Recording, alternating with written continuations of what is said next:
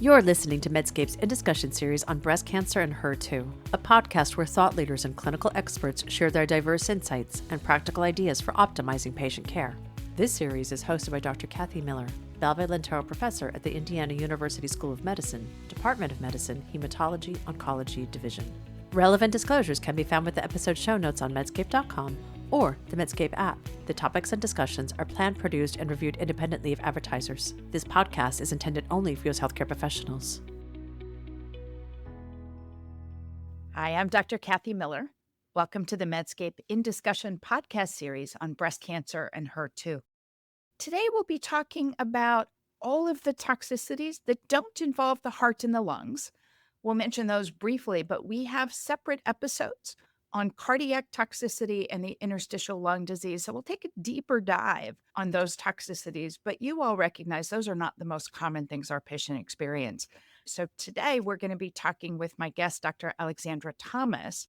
Dr. Thomas is a professor of medicine and the associate director of translational research at the Duke Cancer Institute about those more common toxicities. Dr. Thomas, welcome to Medscape In Discussion Breast Cancer and HER2. Always a pleasure to be with you, Dr. Miller. This is a great topic, something we face in the clinic frequently. I think particularly because when trastuzumab and the first HER2-targeted agents became available, they were compared to chemotherapy. And that almost gave people the impression that they didn't have toxicity other than the cardiac toxicity, which we worried about, but it is uncommon. Toxicity was not a thing here. And I think over time, we've realized they are generally well tolerated. But there are definitely things that patients notice that can be troublesome. When you talk to patients, what are the most common toxicities that you hear about? Yeah, well, I think we've also seen an evolution in HER2-directed therapies. And we started with just trastuzumab, which you're right, relative to chemotherapy, exactly. We thought it was less toxic. But as you know, I see a lot of premenopausal patients. So I certainly think about pregnancy and future pregnancy.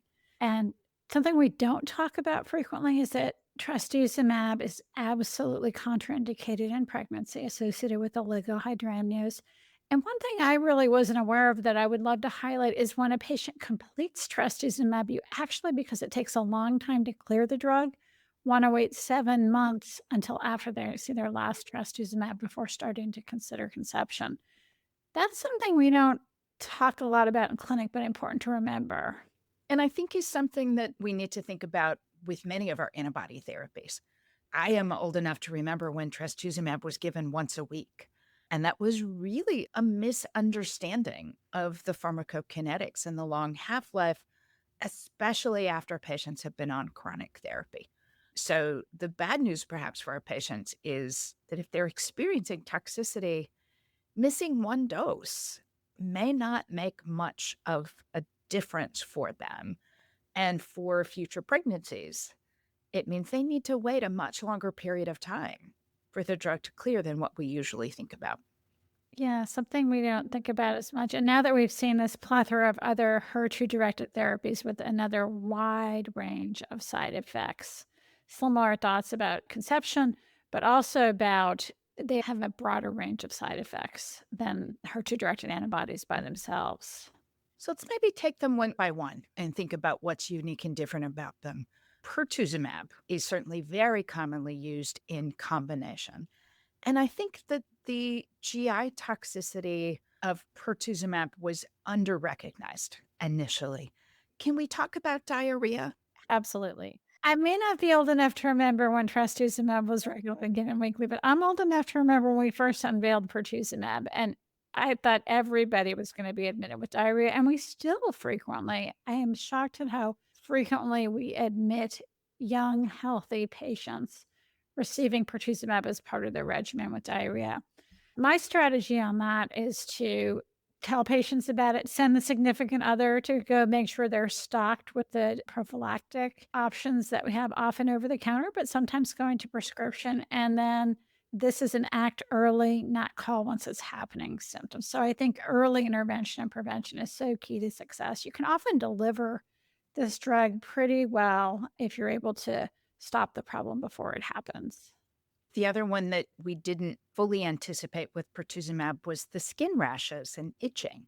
We had seen much more issues with the skin rash with some of the TKIs that clearly had EGFR inhibition as well. But I don't think the potential skin toxicities were as well recognized with pertuzumab when it was the new thing on the block. I think that's absolutely true. All across the HER2 spectrum, snuggle up with your dermatologist for a range of severities. But pertuzumab is one that we didn't think of as much. And actually, you're right, relative to the TKIs, less frequent and more moderate, but certainly to keep in mind in your differential when someone shows up with these. The other thing we saw with pertuzumab, which is even less common, is itching without a visible rash. Most classically, upper trunk, shoulders, upper back, that for reasons I certainly don't understand, seemed to improve for many patients with minocycline. And that was seen in the very early pertuzumab trials, but I think it is a toxicity and a trick for managing that many people haven't heard of. Yeah, all of these are almost anecdotal, but important things that we need to share with our community.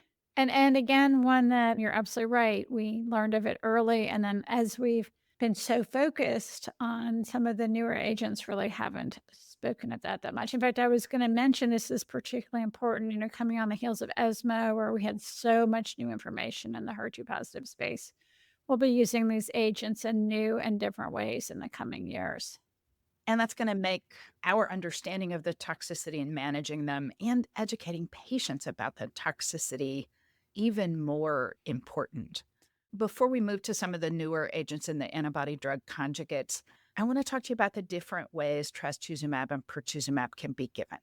We started with IV infusions. There are now subcutaneous injections. I suspect that some, but not all, of our listeners have experience with the subcutaneous formulations. What's good about them, and are there some unique toxicities? I'm so glad you brought that up because while we don't classically think of this as an adverse effect, it definitely impacts our patient experience, right? I would additionally add that these have been available. You'll hear from the companies that sell them that the patients prefer them. And I think that's probably true. The injections are shorter chair time, so probably some financial implications in terms of efficiency of clinical operations. But there are differences between the IV formulations and the injections. There's reported to be more reactions with the IV formulations. Do not forget, you can have serious reactions from the injections, and I've experienced one of my most serious reactions from the injection formulation, which, so just remember, it can happen, I would argue. Pain at the injection site, they're thought to be similar in terms of safety and efficacy, and that's what I tell patients. Though there's a little bit more neutropenia, a little bit more side effects with the injection. I actually personally am surprised that patients prefer the injection. It seems relatively painful. I think there's probably some individualization in that as well. I think it's always hard to know what to make of those patient preferences, particularly if you're talking to patients who've had the IV formulation, they've done well with it. I wouldn't be surprised if they said, "This is working for me." And the same for the injections. If patients have had a good experience, there are some time advantages both for clinic operations and for patients. I certainly have had patients have some injection site pain, reactions. We've also had some challenges in some patients getting insurance approval for the injections. So it has not always been quite as simple to take advantage. Yeah, this is often a payer-directed decision, which may evolve. I suspect that's going to evolve with time as well. Where I think it's been really helpful, even with all those caveats, is for some of our patients who have struggled with vascular access, who may need ongoing therapy, may be near completing a course of adjuvant therapy, and their access device gets clogged or they get an infection and it needs to be removed. And everybody groans and rolls their eyes at the idea of, do I have to get another one? The potential to switch to a subcutaneous injection to be able to complete the course has been a really nice option for some of my patients. And to know that with regard to safety and efficacy, you're not compromised can be very valuable in that setting. Exactly. So let's shift to some of the newer antibody drug conjugates. these do contain a cytotoxic moiety. So we have to think about more typical cytotoxic toxicities. What do we know about nausea with the three available ADCs? Yeah, I remember the first patient I gave trastuzumab deruxtecan to. I thought it would be just like trastuzumab emtansine, no big deal. And I learned pretty quickly, pretty significant nausea. So striking nausea, which can be managed. And now that I've done it a lot, I've not used DX very much yet.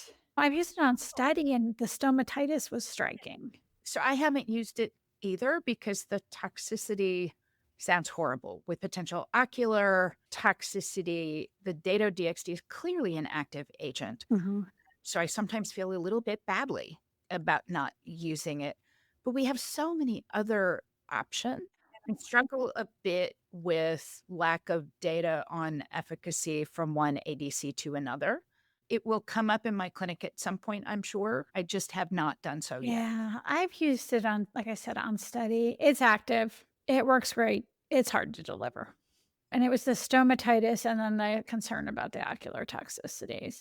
So stomatitis has been an issue with several of our agents. Do we know about steroid mouthwash prophylactically or in those who struggle with stomatitis? Did it respond similarly? It has, when I had it on study, when it was aggressive mouthwashes did help. But patients don't always want to do that, and they'll describe it as like glue paste or terrible. It sounds easy, but it's harder to do in practice.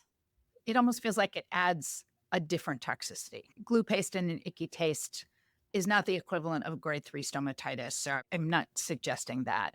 I do sometimes worry if we're adding other issues by trying to chase side effects of drugs and adding more things to prevent side I effects. think that's so important. Also, I think when we start to talk about antibody drug conjugates, some people will describe them as chemo light.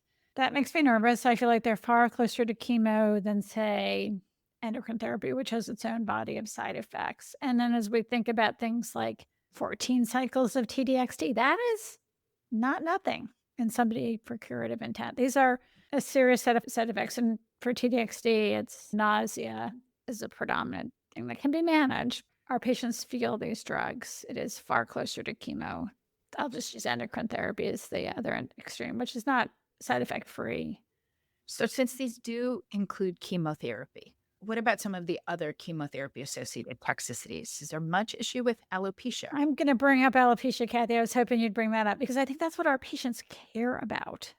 I've been very pleased when we first got trastuzumab emtansine. That was for relative to chemo, relatively minor when you saw it, low grade alopecia, not frequent. And then we got, sacituzumab govitecan, where you had to kind of change gears and tell patients with the TROP2-directed therapies, you are going to see more alopecia and possibly of a higher grade.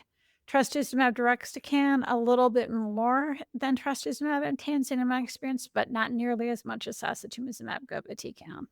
So, the other thing that comes up with chemo is sometimes LFT abnormalities. Not common, but unpredictable. They seem to just come out of the blue with no warning. How common is that? Are there any management strategies? Yeah, a large part because of the associated chemo, but trastuzumab and emtansine, I see it with some frequency, generally grade 1 and 2, but I have it and managed with dose reduction and careful monitoring. But I've definitely seen patients getting trastuzumab and emtansine in the adjuvant setting where you've had to stop therapy and actually revert back to trastuzumab if it's serious enough. You're right, it's not predictable who it's going to happen to. I know we're going to switch to the tyrosine kinase inhibitors in a moment, but they also, you want to think about hepatotoxicity. It's a perfect time to switch to the tyrosine kinase inhibitors. But before we do that, I have to ask you about one last chemo-associated toxicity with the ADC, which is myelosuppression, which I think is a bit different with trastuzumab emtansine than trastuzumab deruxtecan. Absolutely. It's the nausea, but so manageable. I think when we talk about nausea and we talk about myelosuppression, I feel like that and allergic reactions, we as oncologists, those are our wheelhouses. We can manage those typically. So I think that's probably why we've become more comfortable with those aspects of the antibody drug conjugates.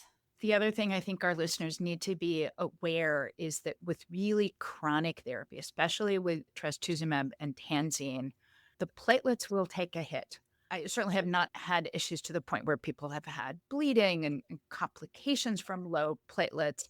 But if your standard is to require platelets to be 100 to get treated, that's going to be a problem with chronic therapy. And usually at about the 9 to 12 month mark is when we started to see the platelets starting to drift down.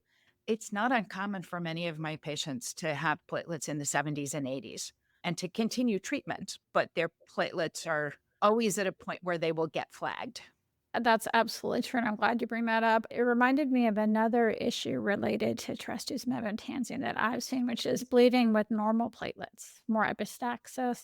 And then we're all jumping to check the platelets, knowing, and their platelets are fine, but it's worth a warning, especially that can happen earlier, warning patients that can occur. I've seen the same thing. A few people who called it their TDM1 sinus, just constant congestion, bleeding, platelets were fine, but really to the point in a few patients, we reverted back to trastuzumab to give them a break from that. I do want to talk about the tyrosine kinase inhibitors because they do have some differences in toxicity, including the fact that they come in pills. So patient education, thinking about informing them with food, without food, what time of day, all of those things become really important.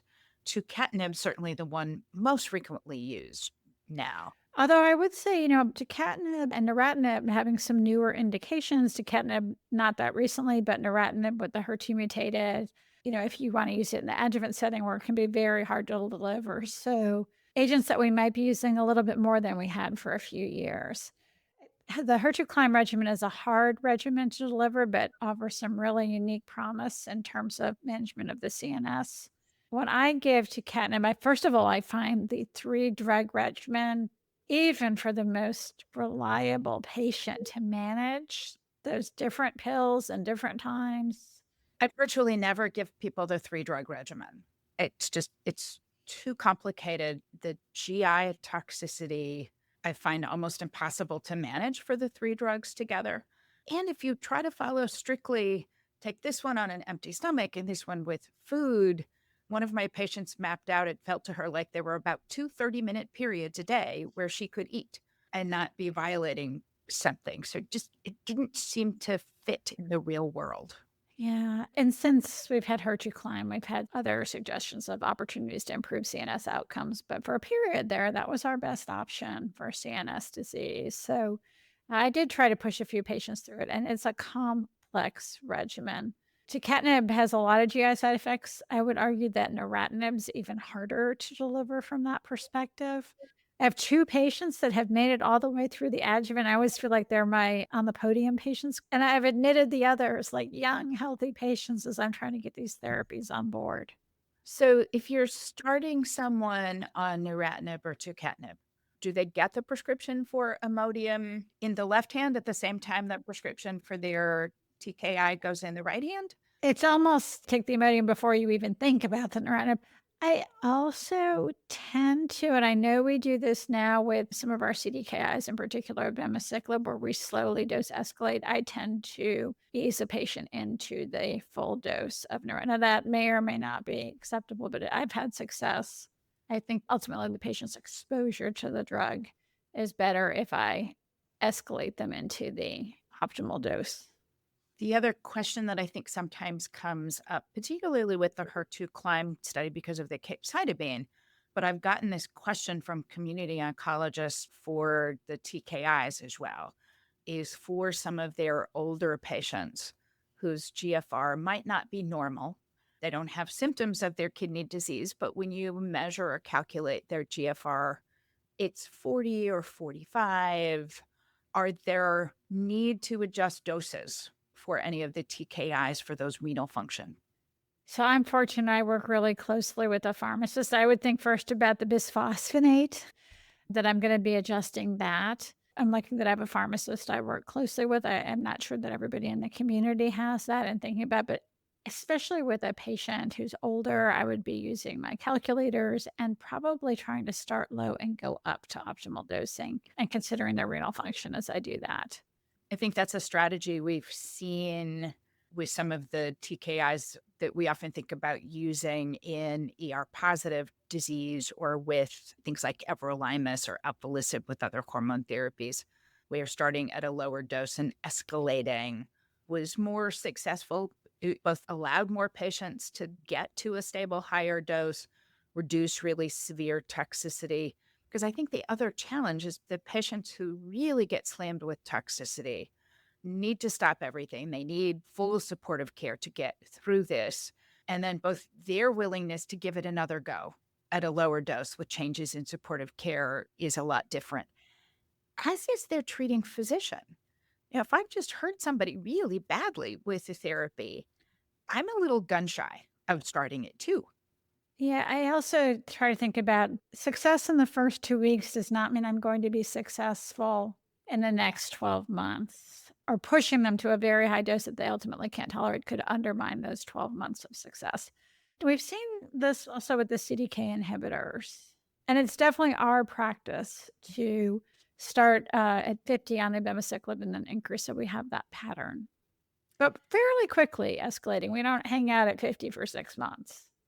We are nearly coming to the end of our time, but I want to ask you about one thing that I've seen in a lot of patients coming to me from the community, using these agents with radiation. Oh, It's going to be particularly important as they move into the adjuvant setting.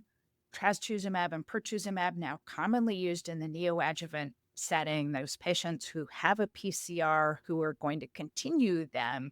I frequently in the community see all HER2-targeted therapy stopped at surgery and only resumed after radiation.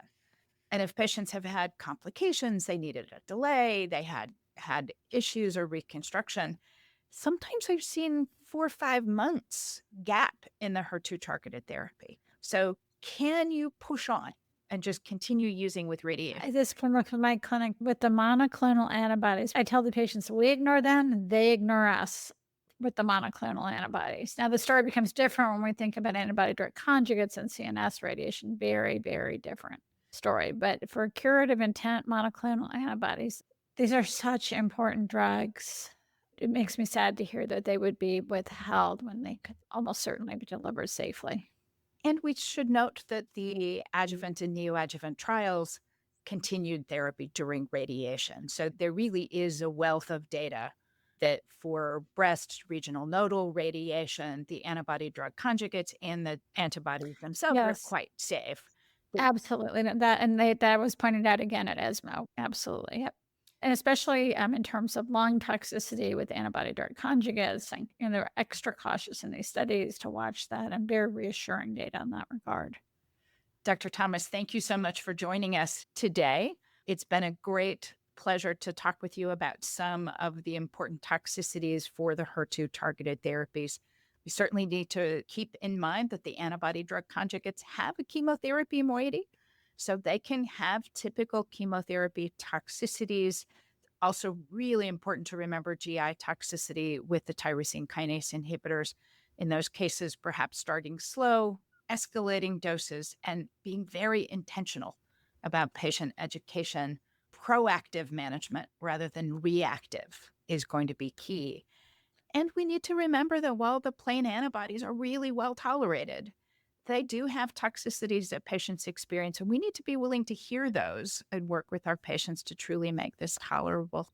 To our listeners, thank you for tuning in. Please take a moment to download the Medscape app to listen and subscribe to this podcast series on breast cancer and HER2 and other Medscape podcast series. Dr. Thomas, thank you. Dr. Miller, always a pleasure and a privilege to be with you. This is Dr. Kathy Miller for the Medscape In Discussion podcast. Thanks for listening to Medscape's In Discussion Breast Cancer and HER2 podcast series with our host, Dr. Kathy Miller. Be sure to look for more In Discussion episodes wherever you get your podcasts. Check out Medscape.com or the Medscape app for show notes, links, and more information on breast cancer and HER2.